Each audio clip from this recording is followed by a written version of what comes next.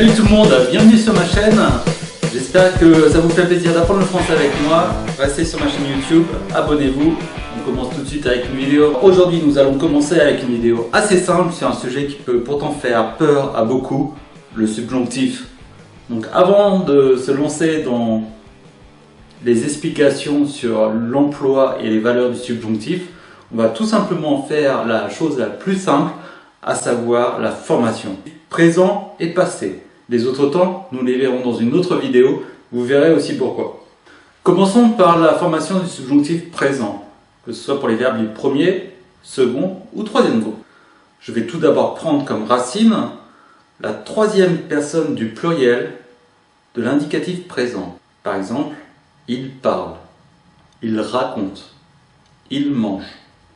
Je vais prendre cette racine-là, j'enlève le ENT, j'ai donc ma racine, et je vais rajouter aux personnes suivantes les terminaisons E pour la première personne du singulier, ES pour la deuxième personne du singulier, la troisième personne du singulier est avec E comme la première, et ENT pour la troisième personne du pluriel. Ça, c'est dans un premier temps. Donc j'ai pris la troisième personne du pluriel à l'indicatif présent pour ma racine, et j'ai rajouté ces terminaisons-là pour je, tu, il, et il ou elle avec un S. Alors cela signifie déjà que les trois personnes du singulier ainsi que la troisième personne du pluriel se prononceront phonétiquement pareil, puisque le E, ES et le ENT ne seront pas prononcés. Vous voyez aussi que la troisième personne du subjonctif présent est prononcée exactement pareil que la troisième personne du pluriel au présent de l'indicatif. Une fois que vous connaissez cette règle, les verbes du premier groupe en ER sont plutôt simples.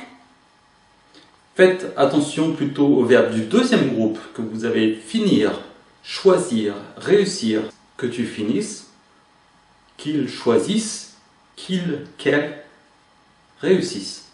Attention aussi aux divers groupes des verbes en IR tels que dormir, sortir, qui eux n'auront pas ce is reconnaissable dans la racine, que tu dormes, que je sorte. On reconnaîtra plus difficilement les verbes du troisième groupe entre l'infinitif et la racine. Par exemple, recevoir donnera que je reçoive, devoir donnera que je doive. Ils sont cependant réguliers. Alors on vient de voir la formation du subjonctif présent pour les trois premières personnes du singulier et la troisième personne du pluriel. Alors qu'en est-il pour nous et vous, la première et la deuxième personne du pluriel? Pour cela, on va tout simplement prendre les formes de l'imparfait. Vous prenez donc l'imparfait de l'indicatif pour les formes de nous et vous de votre verbe et les copier pour le subjonctif. Nous avons donc des verbes tels que parler, c'est que je parle, que tu parles, qu'il ou qu'elle parle, que nous parlions, que vous parliez, qu'il parle. La même chose pour le verbe du deuxième groupe finir, que je finisse, que tu finisses, qu'il et qu'elle finissent, que nous finissions, que vous finissiez, qu'ils finissent. Attention, nous entendons la différence un peu plus lorsqu'il s'agit de verbes dont la racine change. Par exemple, le verbe devoir va donner que je doive, que tu doives, qu'ils doivent, que nous devions, que vous deviez, qu'ils doivent. Si vous connaissez cette différence, vous savez très bien que les autres verbes tels que préférer, acheter, jeter, appeler, qui marquent une différence avec l'accent ou le doublement de consonne, vont être aussi concernés. Que je m'appelle, que tu t'appelles, qu'il s'appelle, que nous nous appelions, que vous appeliez, qu'il s'appelle. Alors je vous ai dit que la formation du subjonctif présent était assez simple, mais bien sûr il y a toujours des exceptions. Que serait la langue française s'il n'y avait pas d'exception? Ici nous en avons 9 que nous allons répartir. Tout d'abord les auxiliaires, le verbe être et le verbe avoir, que j'ai, que tu es, qu'il est, que nous ayons, que vous ayez, qu'ils aient. Le verbe être, l'autre auxiliaire, est également irrégulier. Être donnera donc que je sois, que tu sois, qu'il soit, que nous soyons, que vous soyez, qu'il ou qu'elle au pluriel soit. Alors, irrégulier pour le subjonctif présent, nous avons déjà être et avoir, les deux auxiliaires, ça vous en avez l'habitude. Il y a d'autres verbes irréguliers que vous connaissez certainement. Nous allons par contre différencier ici deux cas. Nous avons d'abord aller, vouloir et valoir. Et si je les mets différemment, c'est qu'en fait leur racine va être changée au subjonctif, mais nous allons garder la forme de l'imparfait indicatif pour les deux premières personnes du pluriel. Pour le verbe aller, que j'aille, que tu ailles, qu'il ou qu'elle aille, que nous allions, que vous alliez, qu'ils aillent. Pour le verbe vouloir, la même chose. Que je veuille, que tu veuilles, qu'il veuille, qu'elle veuille, oui, je suis perdu. Que nous voulions, que vous vouliez, qu'il veuille.